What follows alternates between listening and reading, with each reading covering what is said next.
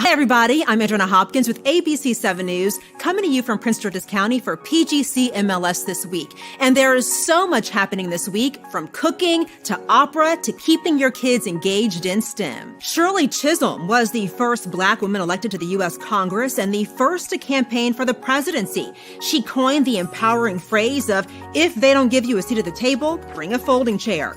Join PGC MLS for a film discussion of 72 Unbought and Unbossed in celebration of Women's History Month on Monday at 7 p.m. What's on the menu? This week, PGC MLS is hosting a pair of culinary events for all of you foodies out there. Also happening on Monday at 7 p.m., culinary historian Michael W. Twitty talks about his new cookbook, Rice, a Savior of the South cookbook. Learn about the importance of rice in American Southern cuisine. And then on Tuesday at 7 p.m., learn about the history of Black female chefs and cookbook authors and watch a cooking demo of one of the Queen of Creole's most famous dishes, breakfast shrimp and baked cheese grits. In this week's Career Chat, learn about becoming an opera singer on Wednesday at 3 p.m. Learn the ropes from Barrington Lee, bass baritone, who in the 2018-19 season debuted as Judd Fry in Oklahoma at the Denver Center for the Performing Arts. Grab a marker and paper and draw along with Mark Parisi, who writes and illustrates the Marty Pants series, along with the award-winning syndicated cartoon Off the Mark this Friday at 3 p.m. Learn how Mark got his start and hear some fun facts about Marty Pants. The library has partnered with the fantastic team at Future Makers to provide families in Prince George's County with free at-home STEM projects that can be picked up from local libraries via curbside service. Customers can pick up this month's kit, Wigglebots, at your local library branch while supplies last. And then Friday at noon, build your bot along with us at the STEM at Home virtual event. Visit pgcmls.info/STEM-2-go for more information. Thanks for watching PGC MLS this week. There's always so much more happening, and you can find out about everything that's happening at your local library at pgcmls.info.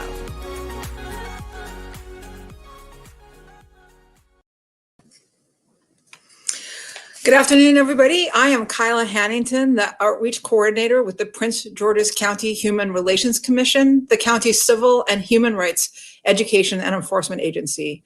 I want to thank you all for joining with us today. We are excited to be partnering with the Prince George's County Memorial Library System as we talk to Robert Hamilton about his new book, Dr. Martin Luther King Jr. and the Poor People's Campaign of 1968. This book introduces new audiences to Dr. Martin Luther King Jr.'s final initiative, the Multiracial Poor People's Campaign, also known as PPC, of 1968. Dr. Hamilton depicts the experience of poor people who traveled to Washington in May 1968 to dramatize the issue of poverty.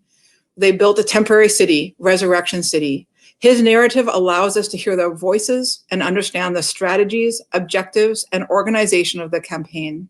In addition, he highlights the campaign's educational aspect, showing that significant social movements are a means by which societies learn about themselves, and framing the PPC as an initiative whose example can teach and inspire current and future generations. The study thus situates Dr. Martin Luther King Jr.'s legacy and teachings in relation to current events and further solidifies Dr. King's cultural and socio-political relevance. In the decades since 1968, we have seen increasing global inequality leading to greater social polarization, including in the United States. Hamilton offers the insight that the radical politics of Dr. King, as represented in the civil rights and human rights agendas of the PPC, can help us understand and address the challenges of this polarization. Dr. Hamilton highlights Dr. King's commitment to ending poverty and explains why Dr. King's ideas on this and related issues should be brought to the attention of a wider public who often view him almost exclusively as a civil rights but not a human rights leader. Dr. Hamilton is a senior lecturer at short courses at the University of Glasgow. His work has appeared in Studies in the Education of Adults and the Journal of Adult and Continuing Education. We're absolutely delighted that he is with us today. And our wonderful colleague, my favoriteest colleague, Nick Brown, who is the COO of Outreach and Communication for PGC MLS, will be leading the conversation with Dr. Hamilton today. So over to you, Nick and Dr. Hamilton. Thank you, Kyla. Appreciate the intro. We'll see you on the other end. Yeah. Well, greetings, Dr. Hamilton. Thank you so much for joining us from Glasgow. And for those who tune in usually to these events in the evening, this is the time that we could catch Dr. Hamilton, given the time difference. So we're really grateful to you for joining us. Before we kind of dive into the discussion, could you please share with our audience a bit about your own career journey and what led you to tackle this subject for your academic work? Yeah, so it's an interesting question, and thank you for inviting me. It's 5 o'clock in Glasgow, and I think the previous invitation would have meant a midnight presentation, which may have been I may have been tired at that point. I'm a senior lecturer in short courses at the University of Glasgow in Scotland. It's actually the fourth oldest university in the United Kingdom. And it just recently named a new building, which is about to open after James McCoon Smith, who was the first Black graduate in medicine at the university. And he came over from New York to study in the university in the 19th century. So it's a story, it's not well known, but I think it highlights some of the links that Glasgow has had in the past with the United States of America and also with African Americans. My department, short courses, historically has catered for adult education audiences, but it is much broader now, and it includes undergraduates and visiting students, including American students who come to take our courses for credit. I have been in the Department of adult education as it was, and now short courses for over 25 years now. And throughout that time, I've worked with all sorts of different students, people from all different backgrounds. Our courses are open to everybody, and that's why I was delighted to receive this invitation to be part of a public engagement event with yourselves in Maryland. It's a wee bit different from maybe going over to north of Glasgow to deliver a talk with a civic group.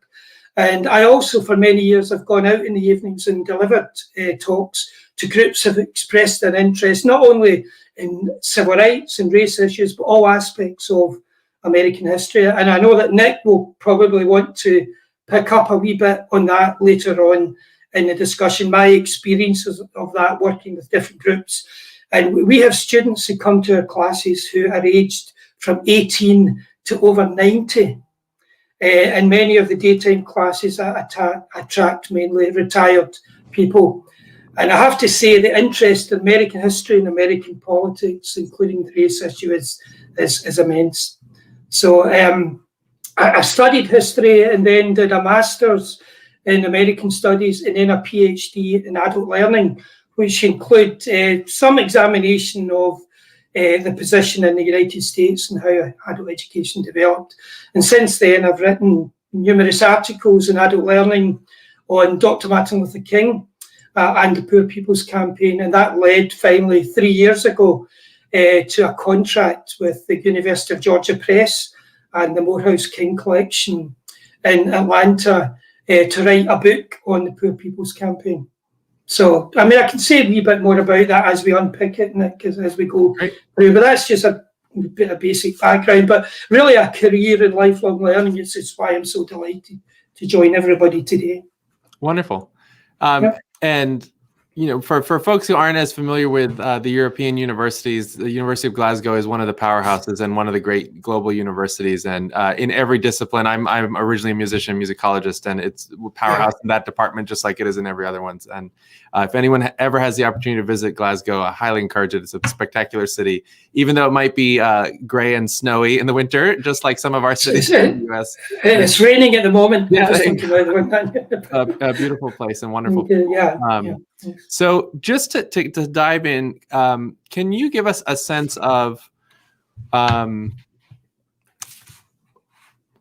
where the Poor People's Campaign fits into MLK's life? Because his assassination took place right before things were really picking up, but the process of launching the campaign was over a couple of months and years, and it was certainly a kind of bookend to his work. So I'd love to have you comment on that. Yeah, clearly the book covers the final 2 years of King's life. It doesn't look at Selma or Birmingham or even Montgomery. It takes up the story post-Watts riots in 1965, August 1965. And King himself reflected in 1966 that the early stages of the civil rights movement to that point had been a campaign for decency. And now this was a campaign and a struggle for true equality, as he described it. So I take up that story 65 through 66. And in 1966, King said that that year was a year of education for him. And if you think very broadly in general terms of the early stages of the movement, the fight to end segregation on the statute book by law would be, I suppose, the social dimension to the civil rights movement. And then we had the political with the fight for the ballot, which culminated in the Voting Rights Act of 1965. But then we move into this fight for what King called economic justice. So it's something he's referred to at different points in his career, and although I don't cover in any detail the early years, I do pick up several quotations, speeches and so on when King recognises the issue of economic injustice. But he has other struggles, he has other campaigns, and it's events 65 through 66 which bring him to that point in history, that point for the movement when the struggle for a livable wage, employment, not unemployment, underemployment, decent housing, decent education, human rights issues come much more to the fore. And he dedicates what turns out to be the last 2.5 years, 2 years, 4 months of his life to a struggle against poverty in the United States. So that's why I don't really cover the early years. It's been done wonderfully by so many other authors. So this was something that I wanted to do, and I hope would say something new and open up King to new generations.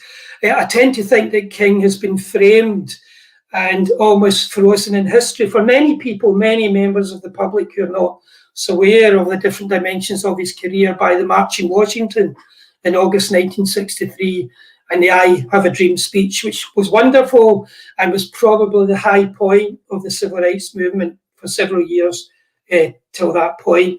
And ironically, although the press, for example, did not pick up on his references to economic injustice in that speech in 1963, I think it's not. The March in Washington was also concerned with jobs and freedom.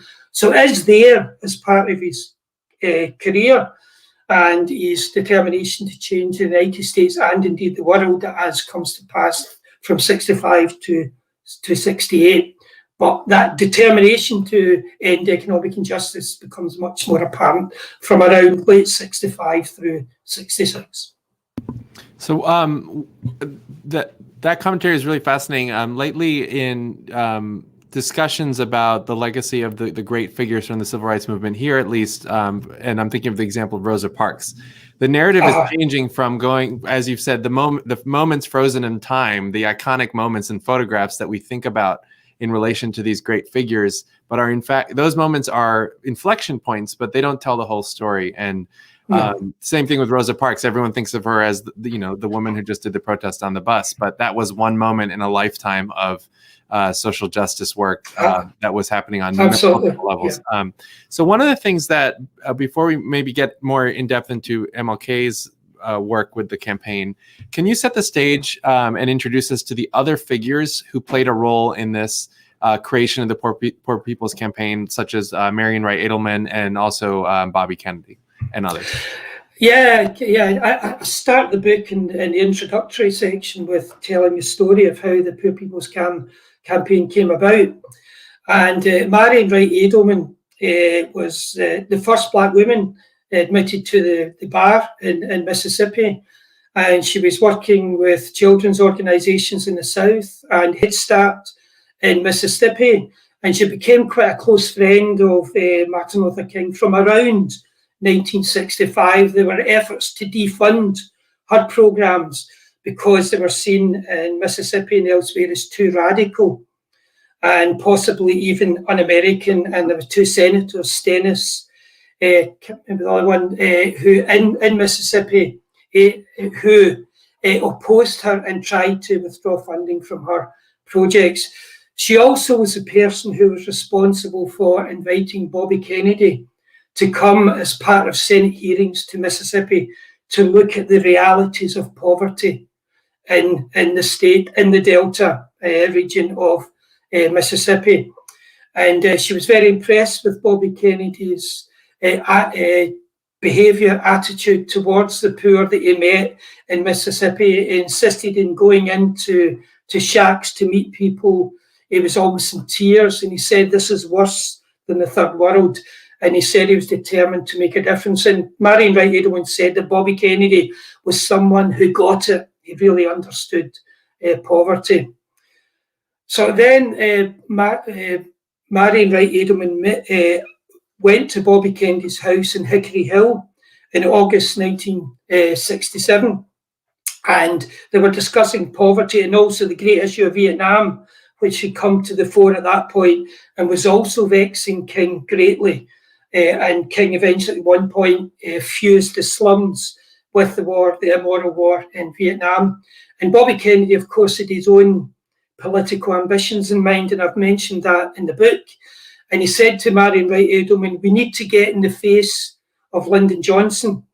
Bobby Kennedy was concerned about the shortfalls, as Dr. King was, of the war on poverty. The aspirations for the Great Society seemed to be dying and fading through the war in Vietnam, and also reduction in spending and fighting poverty at home. So Bobby Kennedy said to Marion Wright Edelman, why don't you go down she was Marion Wright at that point. I think she married Peter Edelman in 1968, and tell Dr. King to take the poor to Washington and really get in Lyndon Johnson's face. So she went down, she met Martin Luther King in Atlanta just a few days later. And she said that King was deeply depressed at this point. There were a number of forces closing in on him. He was very aware of the shortfalls of the civil rights legislation, the Voting Rights Act, the Civil Rights Act of 1964, the Voting Rights Act of 1965, the Vietnam War, which he'd already come out and directly spoken out against the war, which then provoked a split with him and Lyndon Johnson. There were problems with the SCLC, overextended. He was exhausted. The SCLC was short of funds. And she said that Dr. King's demeanour changed completely. And there's a wonderful quote from Marion Wright Edelman I've put in the book, when she was like an angel sent by God, and his eyes lit up and he was transformed. And he determined to build a multiracial coalition of poor people to go to Washington to dramatize the issue of poverty. But what I then go on to argue in the book is that it was really Dr. King's idea, because from 1964 and certainly through into 65, he'd been talking about an alliance of the poor people to challenge the issue of economic injustice. And he'd also conducted a campaign in Chicago following the Watts riots. And he realised that this is about the have-nots and the haves in the United States. And he realised that poverty could be found in every corner of the United States. It's the first time he campaigned in the North.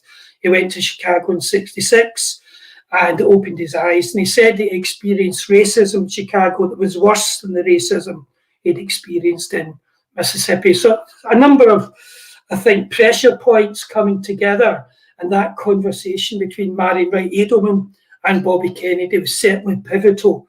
But King was looking for a way forward, and that provided him with that way forward beyond the Civil Rights and Voting Rights Acts of 64 and 65. There's just so many things screaming in my brain right now about how this is all happening right now in our country. And the same conversations are happening. And like, for example, the Voting Rights Act having been overturned. by the Supreme Court, and the current Congress trying to, in theory, get some of those protections back in place. But without getting completely sidetracked, how much of Martin Luther King's effort with this campaign was about renewing his own, renewing the support for his own movement, and how much of that was a response to the ground that was being gained by the other more radical movements that were perhaps advocating violence and things like that? Again, I think it's really interesting, this whole period in American history, and I spend a lot of time talking about how the war on poverty goes off the rails, and also the racist white backlash against the civil rights movement, and ultimately against a backlash against anti-Vietnam War demonstrators, people coming from the left, the new left, hippies, and so on, hence a resurgent republicanism. In 1968, we saw someone from Maryland, Spiro Agnew, chosen as the vice presidential running mate for Richard Nixon. I'll come back to Spiro Agnew maybe later on in the presentation. So I think that King, part of the reason King was depressed when Marion Wright had met him was because of the backlash against the movement and what he'd experienced in Chicago and beyond. And essentially what he wanted to do in Chicago was achieve open housing and end segregation, which is actually illegal in Chicago, and enforce the statutes, which would allow Black people to move into these white areas. And they were met with the most, I'm sure most of the audience will know, intimidation and violence, and King himself was struck in the head with a rock. And what vexed King and others was that many of the people demonstrating against them and shouting Nazi-like slogans were almost first-generation Americans who'd come over from, or second generation, come over from Eastern Europe in search of a better life. And it worried King that a fair housing bill, which was supposedly to go through Congress in 1966, was defeated. And it was actually defeated partly in response to events in Chicago. And several congressional representatives said they had been besieged by their white constituents saying, you can't support this bill. And King commented that it was the hypocrisy of the United States at this period. It was prepared to be outraged about the violence in the South by white supremacists against the civil rights movement.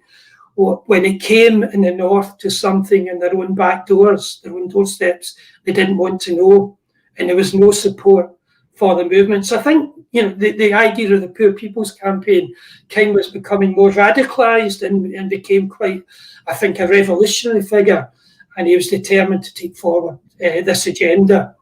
And one of the other dangerous, I think, for him, steps that he had taken, it was dangerous for the movement also, was to speak out against the Vietnam War. And he kept his counsel for a long period, although there were a number of speeches I came across. For example, in 1966, at Howard University, spoke against the war, but he was slightly muted. But by April 1967, in his speech at Riverside Church in New York, Beyond Vietnam, he condemned America as the greatest purveyor of violence in the world. Now, I interviewed Bernard Lafayette, met Bernard Lafayette several times. He coordinated the Poor People's Campaign, and he was kind enough to give me his time in the writing of this book. And he said that Black people in his time, during this period, had to be extra patriotic. Otherwise, they would be suspected of being anti-American, anti-government if they were involved in civil rights activism. And so for King, as a Black man, unelected to any political office, to speak out against his country's foreign policy, that was dangerous territory. And, again, getting off at tangents, most of you will be aware of the FBI's pursuit of Dr. King. And if anything, that was intensified from this period when he began to talk about economic justice against economic injustice, which was un-American, had to be communistic. And you only had to look at the kind of people he associated himself with, Bayard Rustin and other Stanley Levison, to prove the point. So I think King was pushing back against America at this period, and certainly the issue of Black Power was another challenge to him. And I can only recommend another book, in fact, is Penny L. Joseph's recent book on the Sword and the Shield. And it looks at that relationship between Martin Luther King and Malcolm X, but much better than I can. But certainly King took some ideas from Malcolm X, Black nationalist thinking, Black militant thinking, and also from Black Power. And you can see it in the kind of rhetoric that he uses from 1966, which again caused more problems for him, because it then was suggested he was in league with individuals such as Stokely Carmichael, who had shouted Black Power during the Meredith March in 1966. But also have written in the book how Dr. King reached out to young people. And he was worried about violence in Chicago, and he brought into the fold gang members, and people were amazed that they were prepared to sit down with Dr. King. He had tremendous compassion. But what he was trying to do was to help these young people work together to forge a new and shape new futures for themselves, not to be angry and frustrated, but if they were to channel that in positive directions and steer them away from violence. And again, I come across a number of quotations where gang members say they grew to love Dr. King and to really respect him. And he lived in a tenement flat in Chicago. He wasn't there all of the time, but he wanted to show affinity and solidarity with poor people, and especially with young people, and tried to help them shape better futures for themselves. So I think Black Power is a factor also, and it helps push them to the left. I don't think there's any doubt about that, the message from Black Power. And he said the problem with Black Power, it's a response to white power during this period. So, and if you go forward then, talking about the presidential election of 1968, where race becomes an issue during the campaign, and you have George Wallace, the raucous populist who runs for the presidency, and I think achieves the largest vote of any independent candidate in American history, around, was it 13% of the vote, I think he got on election day. So a very hotly contested and polarised election, maybe like today in 2020. We certainly saw that in the November 2020 election also. And I think 1968 and 2020 are probably the closest, in my view, others would argue, within that time frame in terms of the polarised nature of debate. And that was certainly the case through all these factors: Vietnam, the anti-war demonstrators, Black Power, and also the factor of urban unrest, which was often precipitated by police action, the use of force and power by police in Black communities. And King heard firsthand from local people in Chicago that the police were an occupying force as far as they were concerned. And he also, when he went to Watts, a young boy said to him, "We won." And what that meant was the eyes of the world are now upon us, because we're forgotten. We do not have any voices. We have no presence. The King determined to make poverty visible and the life condition of these people living in the slums and places like Chicago and in rural communities in Mississippi, wanted to make that visible to America and to the world.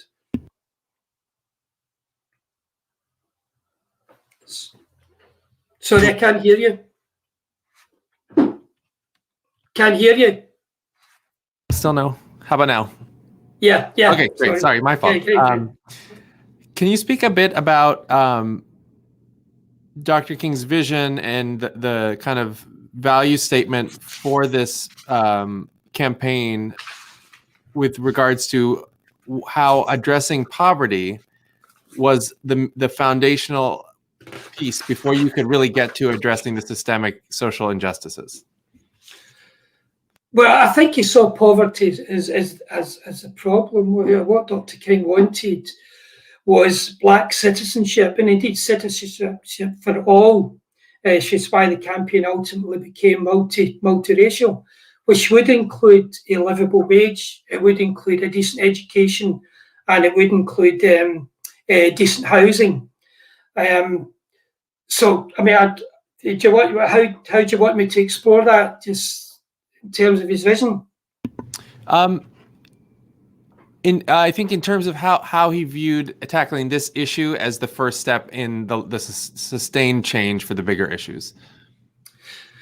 I think he saw this change, the issue of poverty, as central to America living up to its promise and to fulfill its promises to every citizen within the United States. And he spoke about a redistributive social democracy. That was his idea for America, which again, as you can imagine, is the kind of language which alerted many enemies of the movement and the personal enemies of Dr. King. He felt that America could not fulfill its promise to be a beacon for the world unless it looked after the needs of its own peoples. And it had fallen short. And he also wanted to change Americans' values and priorities. And by looking at the Vietnam War was symptomatic of the challenges and the problems facing America. And he denounced American imperialism and materialism and the war economy. So the values had to be invested in the people. And his final message was that a Poor People's Campaign and the visibility of poor people in achieving legislative actions which would address poverty would bring the people and the government of the United States closer together.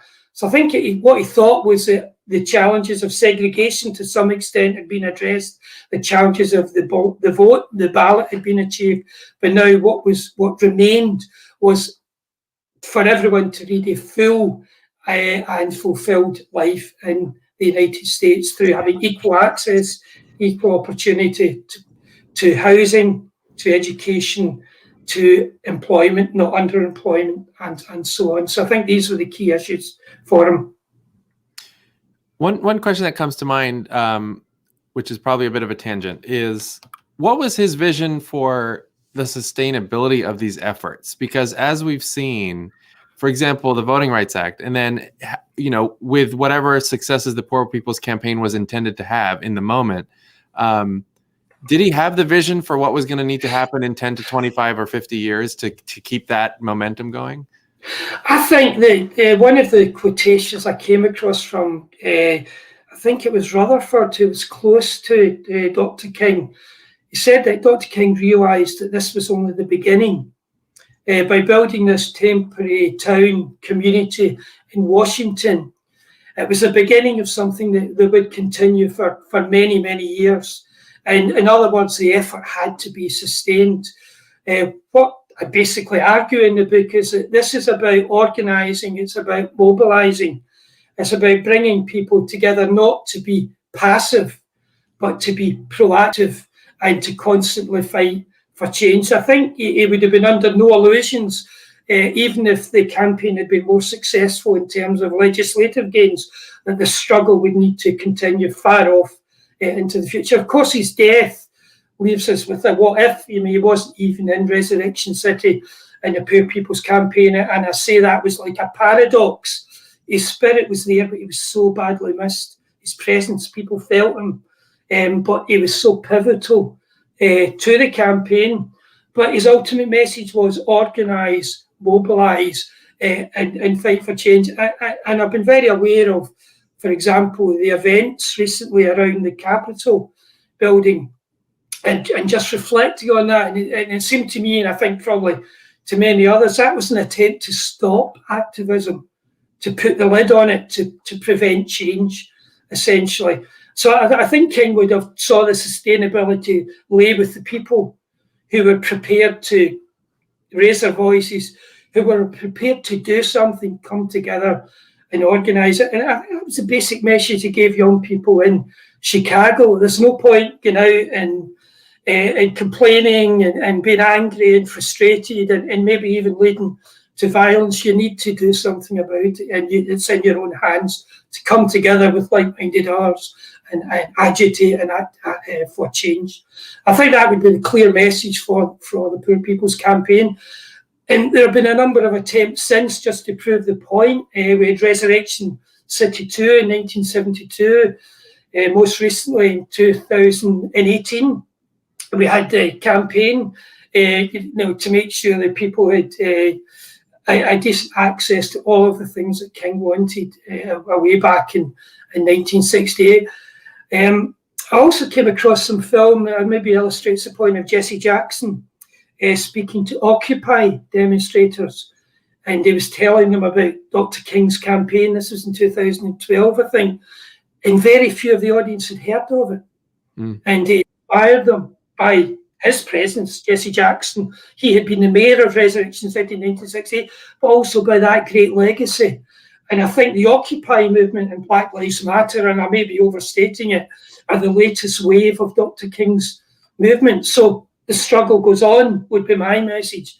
But Dr. King provides us with the ideology, with the tools, and the inspiration to make a difference. And that's, for me, is what the Poor People's Campaign was about, and why it resonates today in a world where the gap between the rich and the poor gets bigger. We've seen the events of George Floyd's death, which I believe is going through the court system at the moment, but the use of, whatever the outcome, the use of power and force of police in communities which King highlighted in 65, 66. So, of course, they're here today, but people need to come together. And King's message of non-violence was in his DNA, inspired by Gandhi, of course, but it's not something that has no power and no influence. For non-violence for King was the way forward.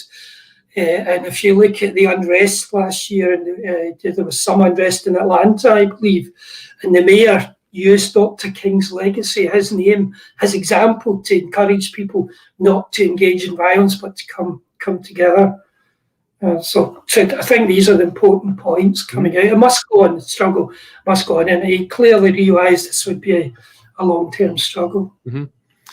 Just for folks who might not know the details of the history of the campaign, could you kind of just give us a very brief overview of the timeline of 1968 from his assassination to the end of Resurrection City, and also explain what Resurrection City was?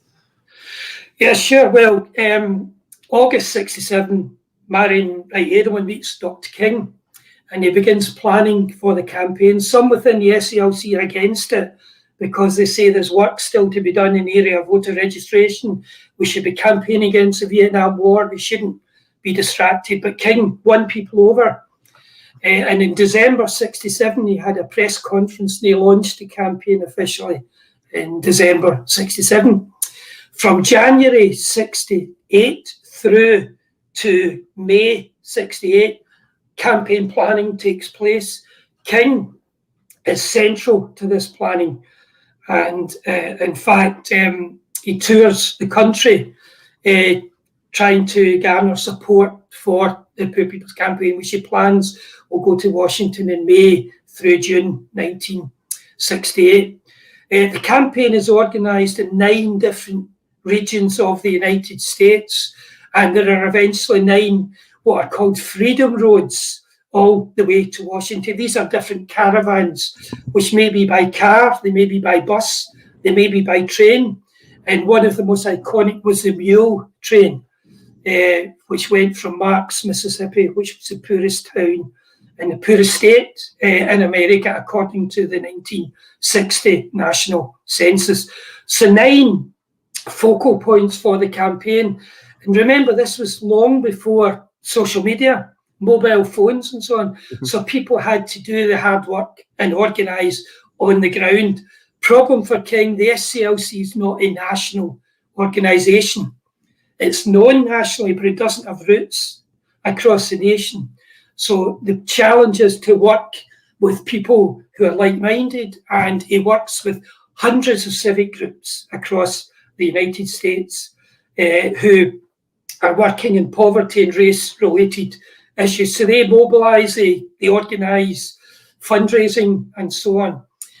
But beyond that, King has no real influence over people of different racial groups. So it's important to reach out to the leaders of different groups across the United States.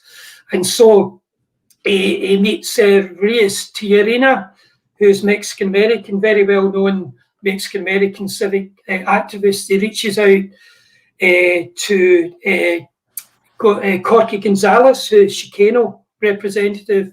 He reaches out to Tilly Walker and others who are Native American, referred to always in '68 as Indians. So he reaches out to including white leaders in Appalachia, and had a nice exchange with Bernard Lafayette on white people and how could they become involved. And it was actually said that white people were a bit ashamed to admit in 1968 they were poor, in the same way that Black Americans are poor or Puerto Ricans are poor and so on. So Bernard Lafayette raised the issue with King, and he said that King smiled and leaned back and said, "They are poor, aren't they? In other words, we need to reach out." So King and Bernard Lafayette and a guy called Tom Hook, who joined the campaign, were responsible through hundreds, thousands of civic groups across the United States for organising the campaign from January through March 1968. And when King went to Marks, Mississippi, he decided the campaign would start there. And he met mothers who were unable to feed their children. I mean, these kids were starving, they had no shoes, living in shacks. In Marks, Mississippi, a number of houses standing in water. And King wept. And it's quite emotional, even thinking back to the compassion that Dr. King had for people who had nothing, literally nothing in life. And the Marks, Mississippi starting point became the mule train. It was Senator Stennis in Eastland. I couldn't remember the name of the other senator. And so a mule train left from Marks, Mississippi in May 1968 to go to Washington. I eventually got as far as Atlanta, then all the mules and the people were loaded on a train to finish the journey to Washington. They were doing 25 miles a day, but it's probably the most iconic image that we can have of the Poor People's campaign. But King, of course, was then distracted, as some of his closest aides thought, by the Memphis sanitation workers' strike. And King, of course, the sanitation workers were on strike for better working conditions, the right to unionise, better pay. And they were treated really as third-class citizens, not even second-class citizens. And the union had gone on strike. So James Lawson had contacted King. Again, people said, look, we need to concentrate on the big issue, the Poor People's Campaign. But King said, these are poor people. So if we can succeed in Memphis, we can succeed in Washington. And so then King went off to Memphis, and his assassination on April the 4th was felt across the globe, and especially people that he connected with for the first time during the Poor People's Campaign. Cesar Chavez and the fruit workers in California and others. And so it was a really, really awful moment for the campaign. And there was a feeling initially maybe we shouldn't continue. But then I interviewed Tyrone Brooks, who was a former state representative in Georgia. And he said, well, we had to go. We had to go in Dr. King's name and carry on. So if anything, his death eventually galvanized everyone. And they raised more money in the immediate aftermath for the campaign than they'd be able to do beforehand. And eventually in May 1968, thousands of poor people arrived in Washington from all across the nation.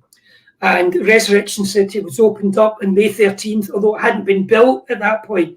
Ralph Abernathy had taken over from Dr. King as president of the SCLC, and he hammered a golden stake into the ground to inaugurate the camp. And then the camp was built over a few days, maybe a week or so, and it was consisted of wooden huts, and people had come from all over America. Some of them said these wooden huts were better quality housing than they had back home absolutely better, and the living conditions were better, and they were better off in Washington. And the camp, the Resurrection City camp, is one of the great successes of the campaign. The campaign has received a bad press historically. Yeah, fantastic. That's exactly a great image of one of the dwellings in the camp. But it also had a town hall, it had cafes, it had meeting points, it had sewers and drains, so people could live there. It had freedom schools, a poor people's university, which was innovative and years ahead of its time. Every facility you could imagine this town, and it was created in such a short period of time. And every day people would go off into Washington. Dr. King said that Resurrection City was only a starting point. People would need to move out into town, and they would demonstrate in front of the Capitol building. They would demonstrate in front of other government buildings. They would have marches. They went to the Supreme Court. But also in the camp, they came together and they learned about the causes of poverty. And they thought about their own particular condition and how they shared that with other cultural and racial groups. And they all came together in tents to share cultural experiences. Jesse Jackson has spoken a great deal about this. So the idea in the press at the time, and I think since, is that the campaign posed a threat to law and order. Just before everybody arrived, there was a transit bus strike because someone had been killed, a driver had been killed. So there was a fear that the great unwashed, if you like, were coming to Washington. And the National Guard was put in standby, and there was panic and hysteria within political circles. But they were granted a license to build the camp in the shadow of the mall. And Lyndon Johnson felt that was probably the best place because they could keep an eye on them. But unfortunately, many others regarded this as a tourist area. And this was an affront here with these great unwashed, these dirty, ragged people coming to camp on this site. So there was, again, I think, another layer in the opposition the protesters received when they came to Washington. And I came across a number of newspaper articles that white people were saying, black people will come into our community and murder us in our beds, and all these kind of stereotypes that were around. But this is 1968. As I said, a racist backlash against the campaign. You have trouble, you have a revolution in Europe, in France, for example, and in Eastern Europe, the Prague Spring. So all of these added to tension, I think, in Washington and within political circles. The revolution truly was in there, and these people represented something dangerous and potentially violent. But I would argue the camp was nothing like that. There were problems in the camp, and I'm happy to answer any questions on that within the different groups and between them. And there were Black Power advocates in the camp had a different way of the way forward, although some did. And most of them adhered to non-violence, but some rejected. They came some from Howard University, were pretty radical and didn't like the way things were being organised. But I have to say, when you look at it, it was a tremendous experiment in community development, and it certainly brought people together in a way I don't think has been properly explained, properly explained. And I hope I do that through the book. The campaign lasted 6 weeks, Nick, and then it was closed down torn down on the orders of the DC authorities. And there were mass arrests throughout the period, but particularly in the closing days of the campaign. And Ralph Abernathy was arrested himself on the final day of the camp. And he spent several days in jail. And when he was released, there was a huge crowd welcomed him out, and he went back to what he called the hallowed ground of Resurrection City. And he said, this campaign will resonate, will live for generations to come. And I've put that quotation in the book. So that's kind of where ends, in terms of the bookends of the thing, starting with the Marion Wright Edelman discussion with King through to the end of the campaign. But it carried on throughout the summer. They went off to lobby both political conventions in that hotly contested political year of 1968. And the mule train, the mules, turned up at the chaotic Chicago convention and were allowed through by the police, who then battered the demonstrators coming behind them. So it's quite ironic. Yeah. One of the things that struck me in your commentary just now was the fact that the National Guard was on standby for these impoverished Americans who were asking for basic rights. And the army. And same thing, of course, we saw again with BLM last year, yet when literally our seat of government was attacked with complicity from the inside, nothing. And we're hearing the investigations coming out now about the decision making for not allowing the National Guard to respond, and it's just shocking. And what we have lived through in the last year is a pattern that has existed since the beginning in this country, and it's sometimes very hard for us to look at that historical context, at least, especially those of us in positions of privilege that haven't experienced the things as directly as our Black brothers and sisters have per se, but.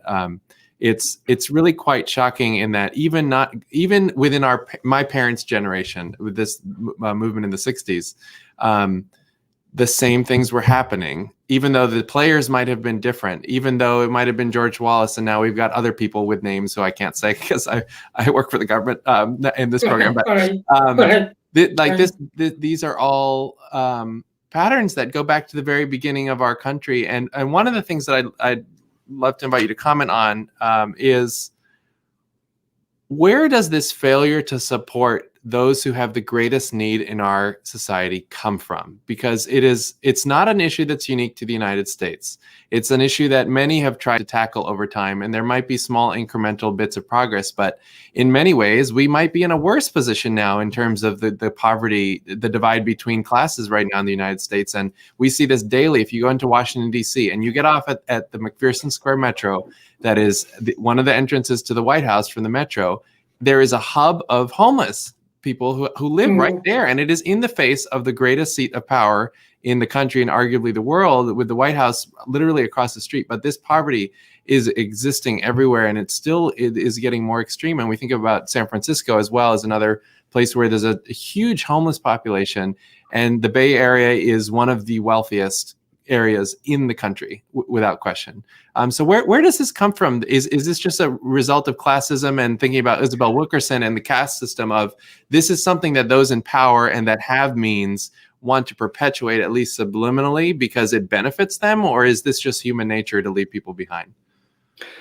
I think I would take my cue from Dr. King, and he said that poor people are powerless, they have no voice, they're invisible to many people. I think the people that you can see homeless outside the metro station, they're invisible to many people.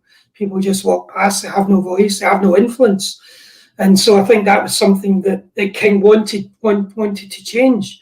He also said that this is a class issue, it's a structural issue, which is why he spoke about a redistributive social democracy, but that needs a will, it needs a way. And that maybe goes back, maybe there is no easy answer to your question, how do we get to that point? But taking my message from the cue from the Poor People's Campaign and Dr. King, I would say that these are powerless people who have no influence on society. I mean, Dr. King advocated for a guaranteed annual national income, and that was kicked into touch on the grounds that it was socialistic, it was un-American. And one senator, that quote in the book, said that even the most socialistic countries in the world don't have a guaranteed national income. I mean, it is one solution. I know that it has its strengths and weaknesses, but it certainly is one idea that people should have a basic minimum income and a basic minimum standard of life. When the people who came from Mississippi and all over the country were living in huts with paper in some cases on the walls, rather than wallpaper, no running water in Mark's Mississippi, and you could extend that across the country. I was reading the Peniel Joseph's book also in preparation for today, The Sword and the Shield, and he said that segregation, for example, is probably worse than ever due to gentrification, tax codes, and the like. Segregation from, although we had the Civil Rights Act of 1964. So there are great challenges, but I have hope that social movements such as Black Lives Matter can make a difference so that people's voices can be heard. But there are no easy solutions in a class society, and that's where we are, I think. Mm-hmm. One interesting comment just to throw out, and then we've got one question that we'll address before we wrap. With the notion of gentrification specifically, and here in our area, we have an extreme gentrification happening, especially in Washington, D.C., and it's now coming out to the Prince George's County suburbs as well, too. Sometimes the narrative in public discourse is that, okay, let's elect people into offices that represent our communities, and that will prohibit these problems from persisting. But that is not the case at all. Gentrification has been a problem in Washington, D.C., regardless of the color of people's skin in elected office for many years now. And it's in many ways exacerbated with the influence of different corporate folks and things like that. So these issues too, there's different levels of examining them. And it's important to not just kind of check off the box once there's some accomplishment. And this is, we've talked about this in other programs in this series. For example, the victory of President Obama's election in terms of the history of race relations in this country. Yes, that was very important, but it did create some complacency around the systemic issues that underlied that moment and continue to today. So there's a question from Renee who asks, if history repeats itself unless we learn from it, what wisdom can you share regarding maintaining the forward momentum of the current awakening of racial struggles in the U.S., if we think about MLK's legacy in the campaign? Could you give me that question again? Sure. Again? If history repeats itself unless we learn from it, what wisdom can you share regarding maintaining the forward momentum of the current awakening of racial struggles in the U.S.? I think we need to keep the pressure up, and that was certainly Dr. King's message when he said this is only the beginning. And I think that organising at the grassroots is so important so that people's voices are heard and they feel part of something, they're part of that change. I also think in itself, when the Poor People's Campaign is out there and people are aware of it, they're inspired by that message so that it's not lost. And it struck me then when Jesse Jackson spoke to the Occupy demonstrators who were doing something really important, very important, and were committing themselves to change, that they didn't know about that legacy and they didn't know the lessons they could learn. So I think scholarship is important as well. I think the academics and scholars have a role to play. I think adult educators have a role to play. I was asked which audiences at the outset would be interested in the book, and I said, well, community, people working in community development, people working in community education, people working in colleges, universities. So I think it's that, keeping the momentum going is really important, and that comes from the grassroots. The key message of the book, of course, is that the campaign has been disrespected, forgotten, and misunderstood. So what I wanted to do was look at it from the bottom up, not just in terms of the very modest legislative gains of the campaign, but what it brought to people's lives and how it changed people. And there's one woman from Marks, Mississippi, very small changes. She says, I won't go back now and say, yes, sir, no, sir. She said, I'm an individual in my own right. And then she would go on to do other things, a very small message. Other people who went to Washington said, I can smell freedom in the air. I can breathe. And that was a very important change for them. The role of adult learning in the campaign and learning about the causes of poverty, what you can do to affect change as an individual, working together with others. The people like Dorothy Cotton have been a real inspiration to me. She's born in North Carolina in a segregated town, and such an advocate for lifelong learning and became one of the architects of the citizenship education program, which helped people prepare for voter registration. So I think all of these things, adult learning, keeping the momentum going, knowing about the lessons of history, because even colleagues had never heard of the Poor People's Campaign, far less people who are not working in universities or working in academic life. So I would say all of these things are important. But I mean, I'm sure the audience have many more, much more to add to that conversation. Everyone who's listening in today. So yeah, I'm only one view based on my work on the book and the Poor People's Campaign. One last question before we wrap, and I know we're a couple of minutes over, is what is the relationship between the current organization that's called the Poor People's Campaign and the original campaign from '68? I think it's different, but it takes its inspiration from that. I had a meeting in Charles Lewis's office in 2018. He's the president of the SCLC. We were talking about what might be done after the book came out, and he talked about a new People's Campaign, which would build on what had gone before. So it's not the same, it's different, but it takes its inspiration and its ideas from that, as far as I can understand it. And Charles Lewis said, we'll all go on a fast. He was full of great ideas, because Dr. King had went on a fast. I should have mentioned that also, for self-purification, but also to demonstrate his commitment to the campaign and what it represented. So we're all sorts of ideas. But I think, the Poor People's Campaign, and as I say, it's been reborn at different points. Resurrection City 2 in 1972. There was a Bushville under the George Bush Jr. presidency, small town set up. The Occupy people do have tents and so on. So they had education centres, tents and the like for their campaign, but they didn't know about Dr. King. It was almost by accident. And the Poor People's Campaign didn't know about it.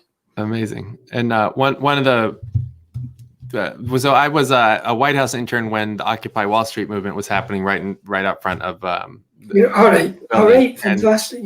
They actually had libraries in the encampments, which, just as a librarian, makes me very happy that people are in the midst of their social movement, and they make sure that there's reading material so that people can keep engaged and keep learning. Resurrection City had a library also, and kind of things that they wanted, thought people should be reading to inform them, make them more knowledgeable, and get them to understand why they were there campaigning and why they needed to go out in Washington to knock on doors, to demonstrate and take the case. I should have mentioned the Senate hearings just to finish off, a very important part of the campaign. The poor people provided testimony at a number of Senate hearings. And remember, these are people who've come from very poor communities, probably not had a chance of a decent education, but to have that confidence to speak to senators, elected representatives. One of them was 101 years old, Mattie Grinnell. Wow. Who was a Mandan Native American. And what was funny was she said, I want something that they've got. It wasn't just for the generations and the younger people. I want some of that. And I thought that was fantastic that, Dr. King and the leaders of the other groups had inspired their constituencies, their people, to go to Washington and try and make a difference. And that's what it was about ultimately, to make poverty visible and to help bring the people closer to the government and make America a better place. Wonderful. So we have one question from an audience member, Julia, who is asking if there's a way to follow you on social media. Do you have an Instagram or a Twitter account for folks? No, I came off social media. Oh, yeah. And the reason being, politically, Scotland is very, very polarised at the moment. And I'm also a football fan, and a football fan is taken as it's so seriously.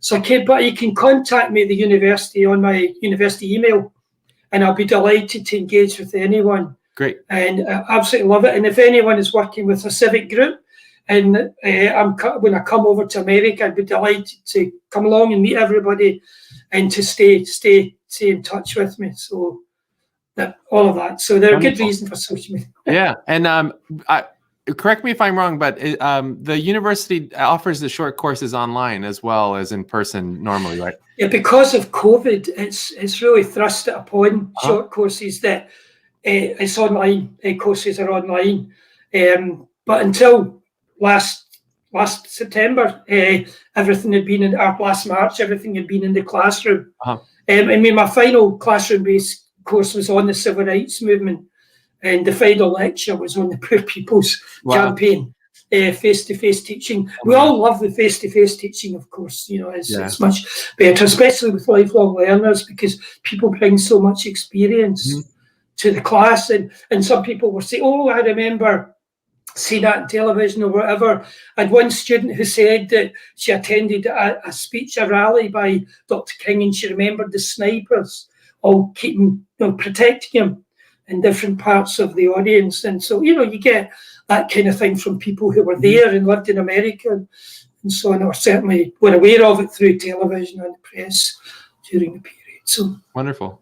Well, we cannot wait to have you back or in the U.S. in person. And if you're in the DC area, please come join us for an in-person talk. This has been a really fascinating conversation, new history for all of us, or history that's been there that we need to become more aware of because we get so distracted by some of the other flashpoints in the 60s. And I don't want to sell the book, honestly, but to mention a bit, that's available in paperback, hardback, but also on Kindle. You can get Kindle. So if anybody's interested, and I'm happy if anyone's read it to contact me personally, or whatever. Wonderful. And the book is available through the library through our Marina system. So if you go on pgcmls.info and search Marina, you'll be able to request it on there. And the book is available for purchase through our partner bookstore, Loyalty Bookstores. And I've shared the link in the chat, but I'll put it again here. You can order through their bookshop.org page, and they will get it to you within a short time period. And the best way always to indicate your support for authors who are doing really important work like this is to lead people to the book, whether it's through borrowing through the library or purchasing it. And this has been a really wonderful conversation, and we can't thank you enough. Thanks. No, thanks, Nick, for making me feel so welcome, and everybody out there. I hope you enjoyed it, and it's pouring with rain in Glasgow. So I'd still rather be there, and I'm so hungry right now. I could go for some haggis, which I've only had one before. Oh dear, health food, not. Very good. So thank you all for joining us, and thank you to our partners at the Prince George's County Human Relations Commission for making this program possible. We have many, many, many amazing events all day long, every day. Please visit our website, pgcmls.info/events. And I believe the other one, Kyla will correct me in the private chat, is tinyurl.com/HRC events. tinyurl.com/PGC HRC events. And I'll plug that in on screen for you. We have a young adult book discussion this month, which is, I believe, on Thursday, the 18th at 4 o'clock with the Human Relations Commission. We also have some great author events coming up. And again, on the last Tuesday of the month, we'll be discussing, we'll have our monthly Elephant We Don't See Diversity Dialogue, where we use a book as a starting point for discussing some diversity topics. And this month's book for the YA Discussion Club is 5 Feet Apart. And then the Diversity Dialogue event will focus on Lee Merkel's I Am Woman. And again, there are events all day, every day. We keep you busy. We keep ourselves busy. And we're so grateful to everyone for joining us. Thank you again, Dr. Hamilton. And we'll see everyone soon. Bye-bye. Thank you. Bye, everyone.